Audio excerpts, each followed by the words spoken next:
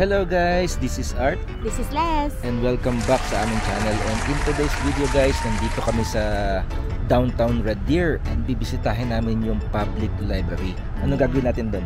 Maghahanap ng libro, tapos gagawa-gawa ng assignment. Tatambay lang doon guys.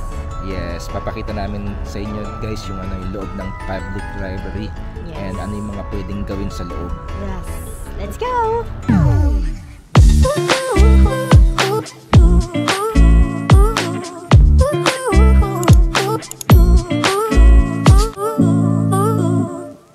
Red Deer Public Library ay matatagpuan malapit po sa Municipal Hall dito sa downtown area. At na-establish po siya noong 1908. Nakakatuwang isipin na meron pa rin pong mga public library sa panahon ngayon.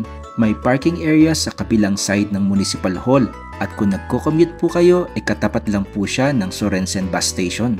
Ang public library ay nagbibigay ng libreng pagkakataon hindi lang sa mga estudyante kundi sa lahat ng residente para ma-enjoy ang kagandahan ng pagbabasa at matuto sa iba't ibang bagay.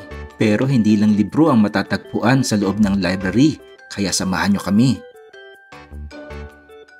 Pagpasok nyo sa kaliwang bahagi ay matatagpuan nyo ang maraming koleksyon ng fantasy novels, fiction at mga magazines. Ang daming novels from horror, crime stories, science fiction, at mga psychological thrillers. Kung mahilig kayo sa ganyan libro, siguradong matutuwa kayo dito.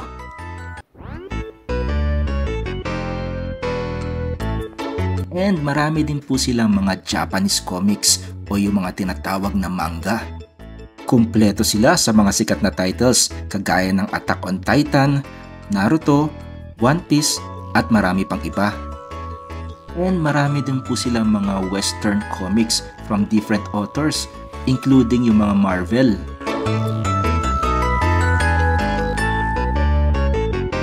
And kung gamer naman kayo, matutuwa kayo dito. Marami po silang mga video games for PlayStation 4, PlayStation 5 at pati na Xbox. At kung meron pa rin kayong mga video CD players, marami po silang koleksyon ng mga VCDs, DVDs at Blu-rays. From TV series, documentaries to movies, marami po kayong pagpipilian.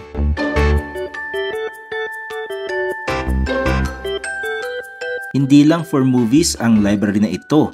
Meron din silang koleksyon ng music CDs from rock music, pop music, hanggang sa mga classic love songs. Sa second floor naman matatagpuan ang mga informative books sa iba't ibang subjects at marami pong available chairs and tables na pwede nyong magamit while doing your research. May mga available na power sockets din sa paligid if you need na magsaksak ng gadgets o mag-charge ng cellphone. Maganda rin ang view sa taas kaya nakaka-relax magbasa-basa at mag-aral dito. They have all kinds of textbooks na tumatalakay sa housing at sa kalikasan. Napakarami ring books about health and body. Kung health conscious ka at gusto mong magbasa about proper healthy diet, marami po kayong makukuha dito na impormasyon. Mahilig po ako sa mga hayop at kalikasan, kaya hindi ko po pinalagpas ang pagkakataon na bumasa ng mga libro na tungkol dito. Marami ring books about pets, from dogs, cats, birds, hanggang sa mga exotic animals. At syempre hindi mawawala ang mga libro tungkol sa pagluluto. Recipes from east to west makikita nyo dito. At siguradong hindi kayo mauubusan ng mga ideas when it comes to trying new food. And meron din silang books about different kinds of hobbies. And medyo nagulat ako kasi madami silang magagandang libro about photography na hindi mo basta-basta makikita o mabibili. They have tons of books about outdoor activities like camping and hiking. Marami rin silang biographies of different famous people kung mahilig kayo magbasa about real life stories and history. And meron silang napakaraming koleksyon ng mga audiobooks. Ito ay para sa mga ayaw magbasa o hindi makabasa. Nakakatuwa rin ang mga audiobooks. It reminds me of my childhood kapag binabasahan ka ng libro ng inyong mga magulang o mga teacher sa school. Dito sa library na ito ay pwede po kayo magbasa ng libro at humiram. Pero kung hindi nyo po kayang dumalo sa library dahil po sa kapansanan o sakit, huwag po kayong malungkot dahil nag-o-offer po sila ng home delivery for free. Email nyo lang po sila o tawagan. Punta na po kami sa kids area. Manghihiram po kasi si Les ng mga books para sa kanyang mga activities sa trabaho. Nagtatrabaho po kasi siya sa isang daycare at mahalaga ang mga libro para makakuha siya ng magagandang ideas. Sa dami ng libro sa library na ito, marahil nagtataka kayo kung paano nyo mahahanap ang mga gusto nyong libro. Huwag po kayo mag-alala kasi nakaayos po ang lahat at madali nyo po silang mahahanap gamit ang mga computer nila. Masisearch nyo po ang bawat title ng mga libro at bibigyan po nila kayo ng impormasyon kung saan po ang location nito at kung available po sila. Hindi lang libro ang nasa loob ng kids area, marami ring educational toys, movies, and educational videos.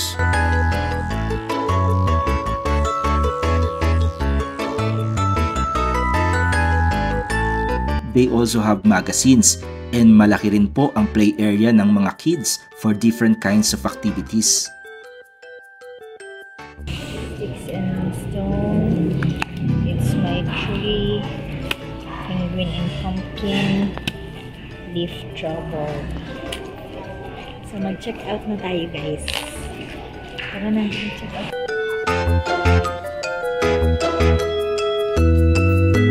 Yun lang guys, tapos na kami sa library. And ilan yung nahiram mong libro? Naghiram ako ng 4 na libro, storybooks for children. Kagamitin ko kasi yun sa sa practicum ko. So, kasi first time ko doon, guys, kailangan pala ng card, library card, pero wala pa man ako kasi first time. So, ang gagawin pala is manghingi sila ng national ID. Tapos, i-register nila. Tapos, bibigyan ka na nitong ID na to. Ang expiration nito is October 2027 pa. So, 3 years. 3 years ang validity.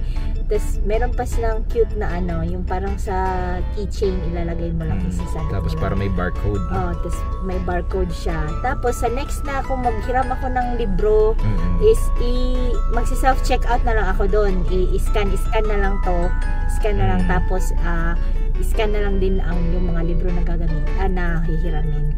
So, mayroong 4 na libraries dito sa Red Deer, pero itong public library na to na nasa downtown is yung pinakamalaki na mayroong mga maliliit na library pero pwede din daw makahiram doon.